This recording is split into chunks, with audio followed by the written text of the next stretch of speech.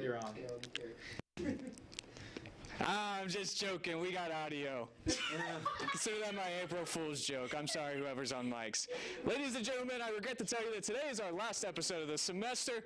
Last regular episode, that is. We got the Tournament Champions next week, but this week we got the Texas women's basketball in the Final Four, and the MLB season just started. All this and more on today's College Crossfire. You know, who would think that Texas fans should start buying their tickets to the Cheez-It Bowl? Because I think that's where we're ending up this season. I respect the game. I'm going to get up, grab the football, go back with my teammates and give the ball to the ref. Shout out to the Tavern and the Austin Gooners. No, not that type of gooner. Get out of my face. I've seen enough out of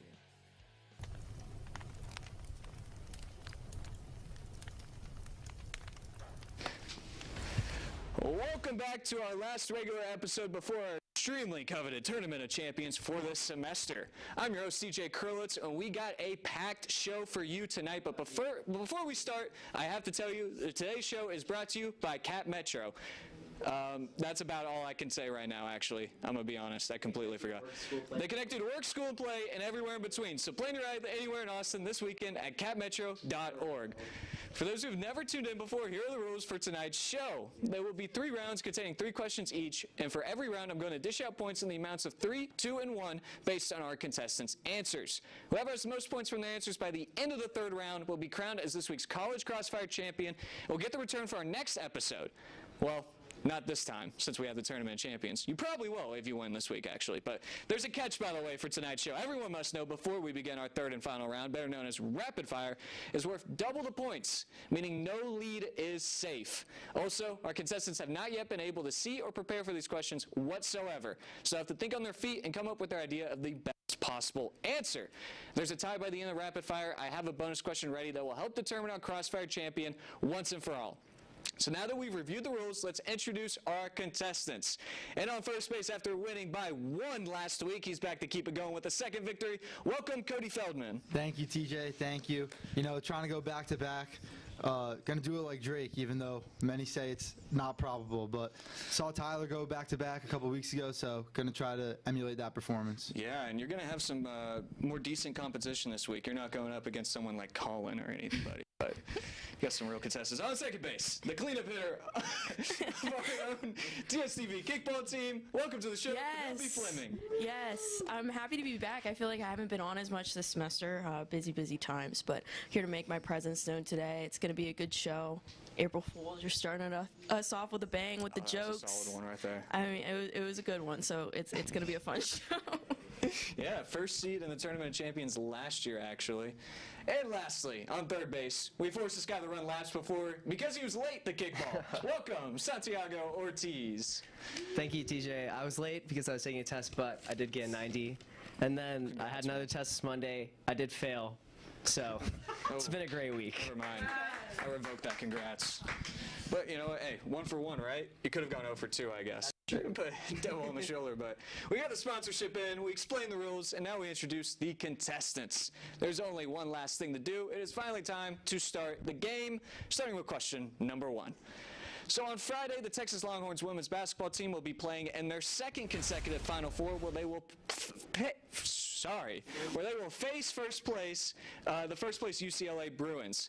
Though UConn is considered a heavy favorite with their undefeated record, the rest of the field is straight chalk, with all 4 1 seeds making it to Phoenix. To you, who do you think wins the tournament, and who do you think they will play in the championship? Basically, who wins the 2 Final Four games? Cody, let's start off with you. Yeah, so I'm looking at this UConn team, and just all around, I think they're too good. I think it's got to be them for the championship, especially the way they've been playing in March. I'm looking at their defense, and it's the best in the country. Defense wins championships. Allowed 50 points per game in the regular season, best in the nation, 48 points per game in the tournament. So they're getting even better when they're playing better competition. You can't really bet against Gino in March, and so I think that UConn goes all the way. I think that Texas does take their game off of UCLA. Madison Booker, 19 points per game, and she dropped 40 against Oregon. She's liable to do that at any moment. They're calling her Baby KD on Instagram. I mean, I'm all for it. and they could take down UCLA, but I think ultimately it's UConn's tournament to lose. Absolutely. All right, Penelope? I'm going with Texas over UConn in the final, and I'm going with Texas here because I think they're playing their best ball of the season right now. They're peaking at the right time, and that equates them to having some of the best ball in the country right now. I think I'm really looking at this UConn South Carolina game because those are the two that I think that is going to be the most interesting game out of this Final Four. I think that it's interesting the way that they kind of compete with each other because UConn's strong suits are defending the three-pointers, and UConn and South Carolina is the best at shooting three-pointers. They're like top 4 in the country in that stat, and also their rebounding is amazing. So I think that is the matchup to look out for, but I think Texas comes out on top out of everybody. All right, we got a Texas answer. I was expecting one. Santi, all right, make it 2? I'm going to go a little bit against the grain here. So far, everyone's picked Texas versus UConn. I'm going to go with Texas versus South Carolina in the championship. I really like Coach Dawn Staley and what she's been building over at South Carolina for the last couple of years. But, you know, I think that Texas is really pretty poised to win this national championship. They have so much just veteran leadership, and they've been so dominant. And you got Coach Vic Schaefer out there turkey hunting now. He's super low cortisol, so I rock with that. I think Texas is going to win the national championship. All right, so we did get 2 Texas answers. I like it. Great answers all around. That means it's pretty hard for me to add up the points right now. I'm going to go with the 3 for Cody right now, just for being different. Even though it's by far the most obvious answer, I think it is the most tactical answer, of course. Going with 2 points here, since I kind of said the UConn winning gets at 3 points, I feel like it's only fair to give Penelope the 2 points here. I liked your reasoning. Hey, low cortisol, Vic Schaefer, that's a dangerous man right there. But I do have to say that UConn is by far the superior team. But, you know, it is just whoever's the hottest team going into the final game. It could be Texas. It could be UConn. This could age very poorly, but I'm going to give you the 3 this round. So going into the next question, I'm on a slow start today.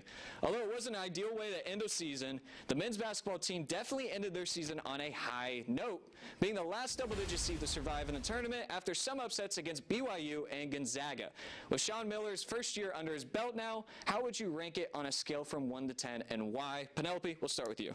I'm giving them a solid 8 here. I think there was kind of mid-expectations for this team this year. I think they really prove some people wrong in how the run that they made in the postseason. I think that was a great way to end the season. Nobody really expected them to do what they did. But I think, you know, you knew from the jump that they were lacking a bit of size. It was first-year head coach, so I think there was a lot to be expected from this team, and I think I kind of like got what I expected. So it was very not good, not great, but lots of room for improvement. I think these things are easily identifiable and fixable. And if you go into the next season with another year, down year in the SEC, I think you can make an even better run that you did this year. Yeah. There's definitely a lot of, although we ended on a high note, definitely were a lot of low notes in the season. Santi? Yeah, I'm going to go ahead and give it a 10. I think that Sean Miller, you know, coming in, he didn't have, you know, very high expectations. Obviously, coming out of Xavier, he had success at Arizona where he was unfortunately paying players, but now it's legal, so we're, you know, baby, we're back. But he had a team that really didn't want to play the style of offense that he wanted to play. He spoke a lot about wanting to get passing, wanting to have a very fluid offense, and he had guys that were very one-on-one, so he played to the strength of his players. I think that he had to do a lot of coaching from where this team was on day one, getting them to where they were on that final day of the season against Purdue. He really came a long way. I think that was because of the coaching that the team had, and seeing that all come together in the tournament. I mean, only the second time that Texas has made the Sweet 16 in the past decade. I really liked what I saw of him, and then next year, Bo Ogden and Austin Gooseby coming in. I think Texas is really poised for a good second year. All right, yeah, Sean Miller giving him a 10. Cody, round us out. Yeah, I'm going to stick with the 8 answer here. And if you asked me that question 3 weeks ago, I'm giving you a very different answer. I'm giving you a much lower answer. But I think they really turned up in the tournament. I think you look at the regular season, there were some games that they should have won. I think you look at the SEC tournament, it was kind of a disaster losing to Ole Miss. And they came back and they won 3 tournament games. They beat the same team that they beat earlier in the season, NC State. That's really tough to do. They beat the #1 overall pick, likely, in AJ Devansta. And they beat a really good Gonzaga team. Those are 3 extremely quality wins to end the season before losing. And I just think that, as well, on top of that, he's building the program. 12th recruiting class in the country, 4th in the SEC. You got to give him props for that. I think he loses a point for the regular season, loses one for the Ole Miss loss. Other than that, perfect season from Sean Miller. I'm giving him an 8 out of 10. An 8 out of 10. I think that is a very, very fair rating. However, I think I'm going to go with the Santi three-pointer right here for 10. I like that you brought up the 10. It's not how you start, it's how you finish, and that is an incredibly high note to finish on. It leaves a lasting impact. People are going to want to try to come here in the transfer portal. They got to be aggressive this offseason, and that's going to be a big step in getting the players that they want to get. So I'm going to give him a 10, or I'm going to give you the 3. Give me a 10. I mean, I'm down. Nah, I'm good. I'm good right there. I know it's April Fool's and all, but Cody, I'm going to give you the 2. Penelope, I'm going to give you the 1. Moving on to the next question. The 40 had an exciting weekend east of I-35 with a series sweep against Oklahoma in baseball and a series win against A&M in softball, although A&M softball Twitter account might think differently. With both seasons well underway, both have gotten a good taste of the SEC competition. And for softball, Oklahoma poses a serious threat, as they always do, but in baseball, there's a lot more teams at the top. Currently, Texas is tied with Mississippi State and Georgia for number 1 in the conference. So to you, who do you think wins the SEC in baseball this year, and why? Santi? Yeah, I'm going to go with LSU, the reigning national champions, Jay Johnson. They've really had a lot of key returners, and I think that the SEC is it's such a gauntlet in baseball, and really Texas's bullpen is what's not letting me pick them. They've been very inconsistent and blowing a lot of games. I mean, obviously you drop a lot of those Tuesday night games, but I think the bullpen down the stretch, and especially if they're not getting that consistent starting pitching, it's going to be really tough for them. So I'm going to go with LSU, the veteran team. All right, the veteran team, the Tigers. Cody? Yeah, I'm going to not go against I can't go against Texas twice in the same block. I'm going to take them to win baseball. I think it really might come down to the series against Mississippi State later this season. That happens in May. And I just think that when you look at those 2 teams in a nutshell, Texas's pitching has been unbelievable so far this season. They're leading the SEC in ERA, whereas Mississippi State is leading the SEC in batting average. And I just think that it's going to be more sustainable to keep up that pitching, although obviously Santi disagrees with me. I think that if they keep getting that starting pitching, they'll be able to go a long way. I think they might be able to shut down Mississippi State at the end of the season and then go on to an SEC championship. All right, interesting. Texas. Penelope? I'm going with Mississippi State here, so all 3 different answers. Nice. I'm giving them the edge over Texas here because I think I look at the quality of their wins and losses. I'm specifically looking at that series sweep away that Mississippi State just had against Ole Miss, and Ole Miss being the first team that Texas falls to, and then some of their other losses to Houston and Tarleton State, just kind of crazy. But then when you look at Mississippi State's losses, it's number 1 UCLA and I believe Houston and Southern Miss, who are all within the top 25, so very respectable. So actually not quite sure why Texas is slightly ahead of them in the national polls right now, because I think they're the clear better team if you're just looking at wins and losses. They've definitely been the hottest team, and I think that I'm going to have to give you the 3 here for that answer. I think all of you guys got a 3 in this first round, but I'm going to give you the 3 for the Mississippi State answer. Look, they've had some great competition that they've played. They've came through. Texas, on the other hand, hasn't taken advantage of some of the games that they should have won, and so I still trust them over LSU. I think that they still have had, first of all, a better start to the season than LSU, which is saying something, because I think that Texas could be a little bit better than what they have been. So I'm going to give you the 2. I'm going to give you the 1, Santi. But that's it for round 1 of this week's College Crossfire. Next up, we go back to the Diamond with MLB opening weekend happening, and we go back to the NBA and NHL. All this coming up on College Crossfire.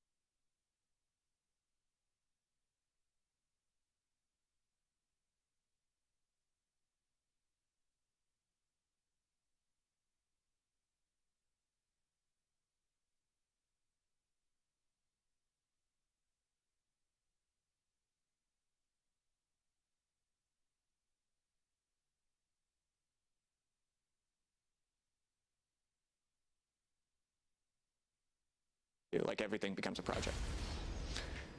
Welcome back to College Crossfire. After an entertaining first round, the leaderboard has Cody in first right now. Very close game. He's at 7. Penelope at 6. Santi at 5. But we aren't even halfway done, so let's get started with round number 2, starting with the MLB. So the opening weekend is great, but the games sometimes feel virtually useless when you still have almost 160 games remaining in the regular season. But with that being said, opening weekend is still full of excitement and great moments, especially this year. So to you, which team has had the most impressive start to the year, and why? Santi, we're going to start with you. TJ, this isn't even a question. It's got to be the Miami Marlins, the team on the screen right now. They are currently tied for first in the NL. If I told you the Marlins were first in the NL at any single point in the season before the start, you would have looked at me crazy. I mean, Sandy Alcantara today threw a complete game. He still has not given up a run. He got 7 strikeouts. This team's got guys like Xavier Edwards, Otto Lopez. I mean, the Marlins are out there. They're going to be a problem. They're having fun. They had a good start to the season, or they had a good end to the season last year. People forget that they were only eliminated in the playoffs in the final week, but the Marlins have been really surprising. Good to see them. They started off 4-0. I think that they're just blowing me away right now. Yeah, their 10,000 fans per game are really excited about their start. Penelope?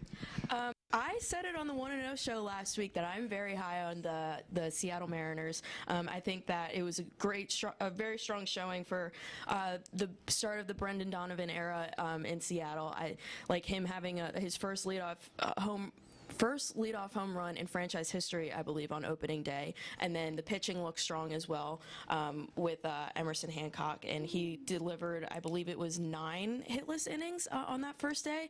So they're having a strong start on both ends, and I think pitching is everything, so that's what really stands out to me about them. Yeah, they have a dominant starting rotation right there. Cody? Yeah, I think the Marlins are the easy answer, so I'm going to go with the Milwaukee Brewers, actually. They have been dominant so far. Freddie Peralta traded to the Mets. They lost their ace, and the Bats basically just said, I'm going to come out and I'm going to work. Bryce Terang's OPS is over 1,000.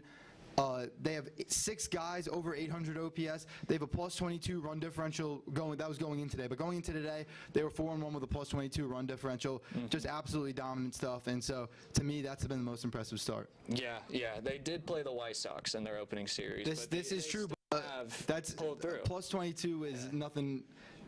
They're covering spreads out here. I know they're winning. They're covering spreads. That's all I'm going to say.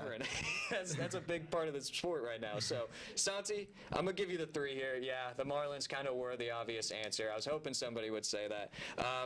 Cody, I'm going to give you the 2 here. I think the Milwaukee Brewers have taken care of business. The Mariners right now, they have had a good start. I think you should have picked a different AL West team, maybe the team that, maybe beat your team in the opening series. I don't know. Hey. No, how can I do that? Look, you hear yourself right now? I get it. I know. Whatever. But yeah, I'm going to have to give you the 1 here. But again, a lot of game left. So let's get into the next question. So the NBA playoffs, they are almost upon us. And with that, a lot of discussion about if anyone can stop the Oklahoma City Thunder from repeating. There are a lot of teams that have shown that they can compete with them. However, like the Spurs, instead of talking about the favorites, I want to talk about the underdogs to you. One of the teams not currently ranked in the top 3 seeds in their conference. Who has the biggest chance of making a big run? Penelope, we're going to start with you. I think it's the obvious choice here, but sometimes you got to go with it because it's just so right.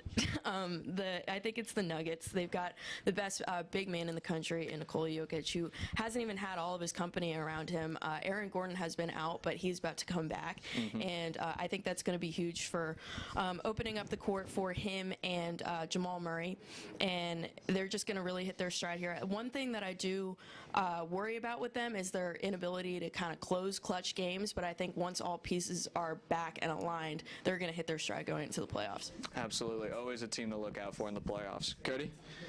Yeah, I'm going to go deep down the board right now. I'm really high on the Charlotte Hornets. Their offense has been on fire. And people are laughing. They think I'm joking. But the Charlotte Hornets started the season in a really bad way. They were like 15 games under. I don't even remember. It was so many games that I couldn't believe they came back. They're hovering around 500 right now. They're super hot. Their offense is on fire. It's LaMelo. It's Brandon Miller. It's Con Knippel, who's always liable to drop 80, as I said last week. And Miles Bridges. And those guys are just, they're running, they're shooting, they're doing everything. I think if they see the Pistons in the first round, they can make a real real series because as good as of the defense that the Pistons have, they can just outrun them. They can outrun them. They can outshoot them. They can do that to any team. I don't think they're that great of a team, but I think that when it comes to making a run, we're inspired by March Madness right now. That team can get out and score. That's. I mean, the Pistons might be the first seed, but any team's beatable until they can prove it, right? Santi? Hey, and you know what Jay and Ivy said? The Pistons ain't gonna matter on Judgment Day. I'm going to stop you right there. All right, well, I'm gonna go with the Cleveland Cavaliers. They're sitting right there at the 4 seed, just behind the New York Knicks. And I really like the trade that they made for James Harden. I know that he has this reputation as a playoff choker, somebody who doesn't step up, but I think that he's great playing that 1B role right now behind Donovan Mitchell, who is the true playoff riser. For sure, you've seen that since his days in Utah. The team's very complete, but they've kind of lacked that veteran presence. And I think that James Harden gives them that coolness, that experience that they need to transcend themselves. I think that they're a really poised team to make a deep run.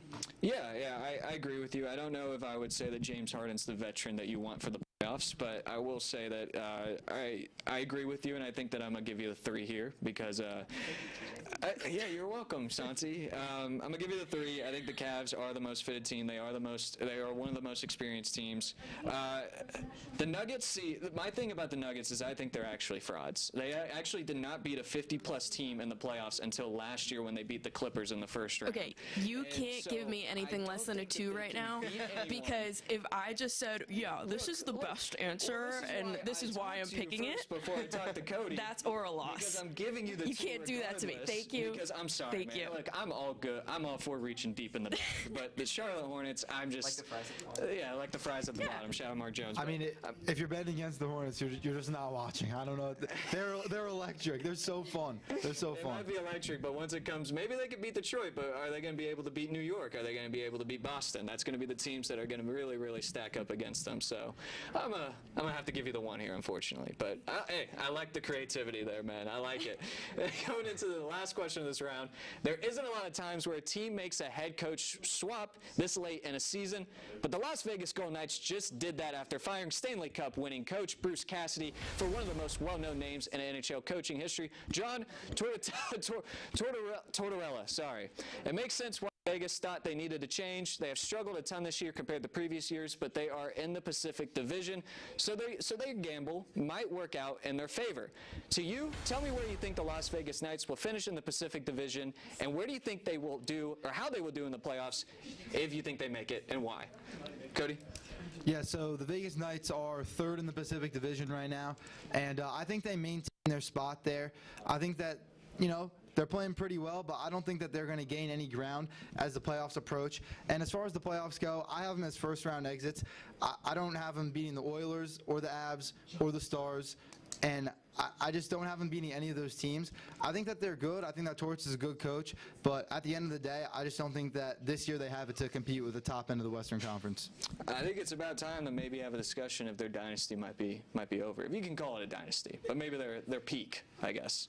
Is it me? I think it's Santi.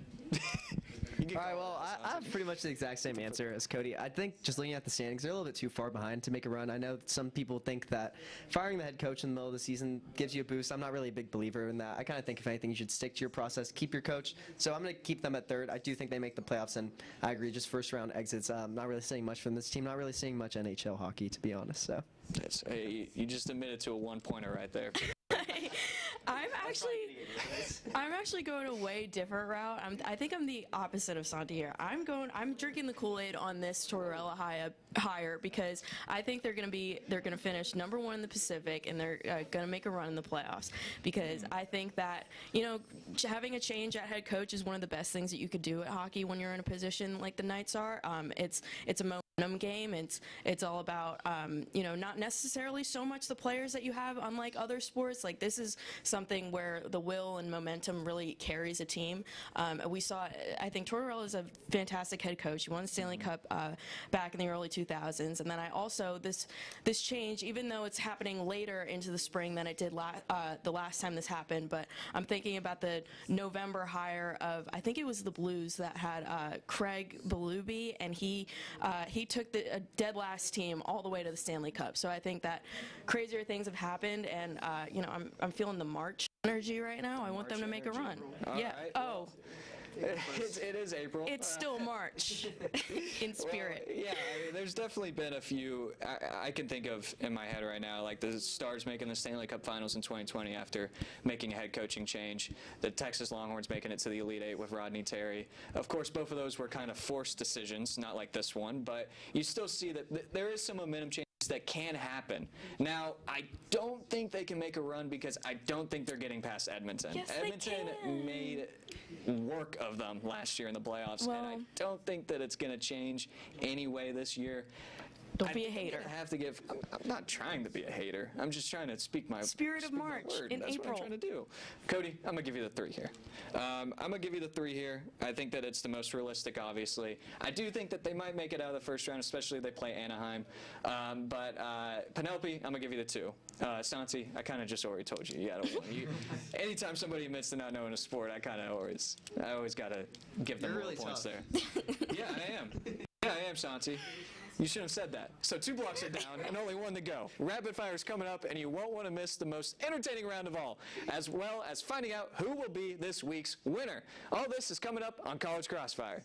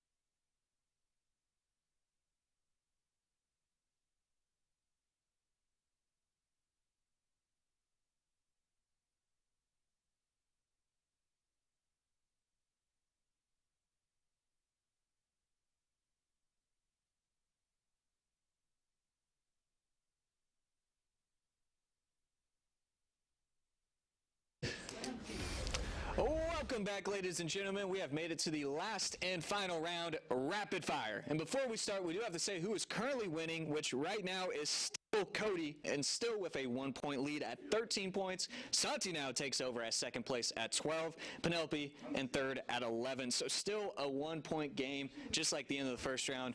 But I hope you guys are ready, because once again, all questions have not been ready, or not been prepared or seen by the contestants at all for rapid fire. It will be all gas, no breaks from here on out. So let's get right into it. So over the past few weeks, the NBA Board of Governors improved an exploration into expansion, whatever that means, into the cities of Las Vegas and Seattle. With expansion bound to happen eventually, Seattle and Las Vegas have always been one of the top on the list. But to you, what other city do you think should be looked into, and why? Anyone can pick up the mic and answer first. I'm going to go with Des Moines, Iowa. You know, I think Iowa's really a state that obviously loves basketball. We saw their movement with Caitlin Clark, and I think that there's something to say about that Midwest area. Like, you see Nebraska, how hyped they get for all of they sell out football stadiums for their volleyball matches. I mean, there's really nothing to do in those states sometimes, and so when you put a class act like that, when you got LeBron James rolling in town, people are going to show up, and fans are going to be extremely loyal to those teams. The big cities are great, yes, but I think when you get that small town vibe, just like the Oklahoma City Thunder, you get a really loyal fan base. And that's something a team can really work off, and something you don't really see in the NBA. I think that'd be really unique and cool. Yeah, you know what? You actually did. I don't know if it'll be economically feasible, but Oklahoma City comparison, not too bad right there, Penelope. I really just want somewhere beachy. That's the bottom line. And originally, I was, you know, I'm a beach girl. Originally, I was thinking about San Diego, but then I was like, teams have been there in the past. It's not like we're bringing an all new vibe, like a sports culture there, because I already have a couple things. Bring me to Atlantic City, New Jersey, because I really want the hometown vibes. I think Jersey is a culture, and I know most people in this room don't understand it, but you know, it's like it's Jersey Shore vibe. If you've ever seen the show, you can make it over the top like that, and like, you know, all the casinos down there. It's a mini Vegas on the beach. What more can you ask for? I like that, actually. I like that. I mean, you actually wanted just finished season 2 of Jersey So I've never seen it. Me and TJ were watching it before the play outside. All right, we don't need to admit that. Cody. It's not accurate. You want a beachy vibe, but it's freezing in Atlantic City during the basketball season. It seems like the NBA wants to stay expanding into the West, and so I'm going to go with another Canada team. I'm going to go with Vancouver. They already have an arena there. The Canucks play. I think that you can get more Canadians into basketball. It's great for the game. They have a great Olympic team, and I think that getting a Western Conference Canada team as well as the Eastern Conference Toronto Raptors, I think it's a great idea. I already mentioned they have an arena already, but that's just like a really big thing is that they don't have to build an arena. It would be really easy for them to slide in there, and I think that a lot of Canadians would love to go play in Canada. So I think that that is where I would put an expansion team. Get them back in Vancouver. They were the Grizzlies, right? Back in the They were back in the They just day. never really rebranded, so might have to think of some a different name. But yeah, no, I like Vancouver. Great answers all around right there. I won't tell you guys who got the points. Obviously, we're going to keep that a secret until the end of the round. So moving on to question number 2 of Rapid Fire, if I can even remember it. So with the MLB season back up, I know I will repeat a question, but I think it is important to ask because there are so many options. A fun part about baseball is being able to express yourself. You can accessorize yourself with an arm sleeve, wear chains and necklaces, and most importantly, pick a walk-up song for your at-bats or when you're going to the mound. This question is another simple one. What walk-up song would be yours for your at-bats? They won't have one off the top of their head. You have to go to Spotify to think of a song? Come on. You could think of one. All right, I'll bite first. I'm going to go with Tom Sawyer by Rush. It's an oldie. It's a goodie. It gets people hype. I saw in the scene in Iron Claw. That got the juices flowing. Pete Alonso used to come out to Working Man by Rush, and so kind of going off the same vibe there. You know, the guitar gets going. I think that kind of gets everyone ready to see a home run, and I think that would personally get me fired up to step up to the plate. Can you pull up that song real quick so No, I but can I hear it? want We're going to get copyright infringement. Oh, that's a good point. I'm going to cover the mic. Anyone can go, by the way. I'll be listening. I can multitask. We're getting this load up right now. I never want to hear this song. Now you guys want to... Okay. Oh, yeah. I definitely know this song. All right. Why you keep hearing it? No. I got it right now. I don't want this video to be taken down. Anyone?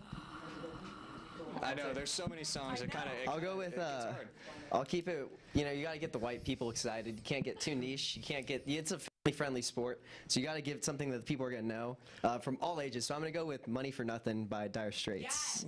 Yes.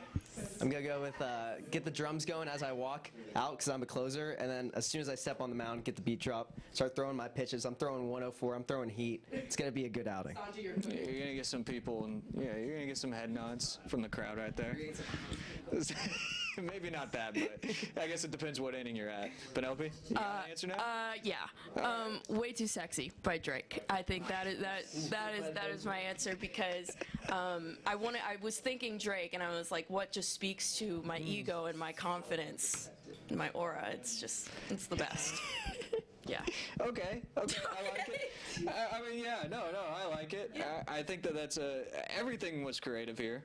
I'm gonna talk about the next question while I add up these points because I'm not too sure what I want to pick yet. So, going into the last and final question. So last Friday, oh boy, TSTV was able to compete in an intramural kickball tournament for the second straight year. For the second straight year, we did not qualify for the playoffs. Believe it or not, there are some very serious teams out there. But this year was close. There were lots of mistakes near the end of the final game. We're not going to talk about who. We're not going to call out any names, but we do know that there were some mistakes made. We have 10 players in this tournament. And everyone played great. But to you, if you could have added anyone else on the roster from TSTV that helped us make the playoffs, who would it have been and why? Cody, if you need to know who it is, I can tell you who the 10 people on the roster were. Oh, no, it's You fine. got it? Yeah, I mean, I could go. Get me out there. That's what I'm going to say. Okay. I couldn't play, but I got a boot on me. I'm rangy out there in right or center, whatever you need me to make a play. Pretty good hands out there. And so get me out there. Don't know if I'm sending us to the promised land, but a playoff berth, guys. Come on, I'm getting us to not single-handedly, but I'm bringing the vibes up to the locker room. I'm playing some good fielding out there. I'm bringing us to a playoff berth. So. Okay. All right. Give me Ava because I've never seen her play a sport ever. I can't speak at all to her athleticism, but she just looks like she would be a great kickball player, and I know that she's part of Texas Diamonds, the baseball club here, the baseball org, and she played softball. Apparently, I'm hearing from the crowd, so she would have just been an easy way to elevate our team. All right, Santi.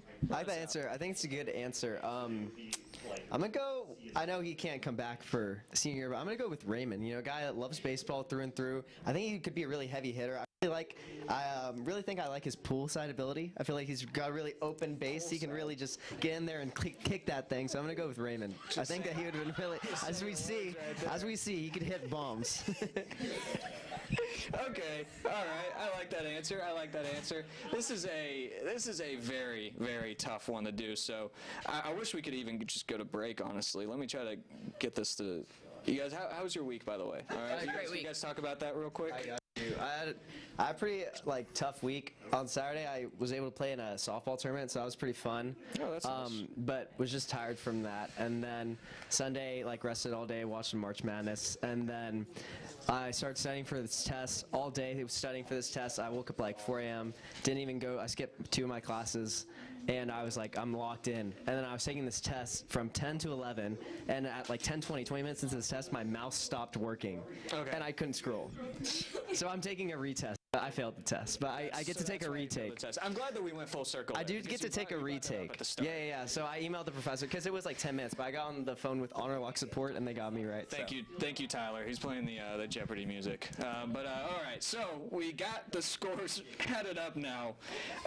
Great round, great show, guys. I'm so happy that we were able to, be able to get this last show in, have some great moments. But we do have a winner. It was a close one throughout, obviously, but we finally have a winner. So drum roll, please. And the winner is Cody Feldman, second in a row. 27 points. Wow. 2 words. Wow. I mean, I can't believe I went back to back. Was that 2 words? Went back to back. Feels great. And happy Passover to everyone. All right. That's what I'm gonna leave you guys with. That was great. All right. Well, congrats again. 2 in a row right there. I think that's the second time this semester. It's pretty rare. So great work out there, Cody. Unfortunately, well, you'll be back next week because you'll be in the Tournament of Champions. So anyways, thank you to everyone who makes this show possible, from the contestants to the in-studio personnel, all the people in Master Control, especially our executive producer, Gregor Silva. And to you, the audience, thanks for watching. Remember to tune into our other shows here at TSTV Sports, which include the 1-0 Sports Show on Fridays at 11 and College Press Box on Tuesdays at 6. We're glad you joined us here for College Crossfire, and we hope to see you next week for our Tournament of Champions. Thank you for joining. Have a great night.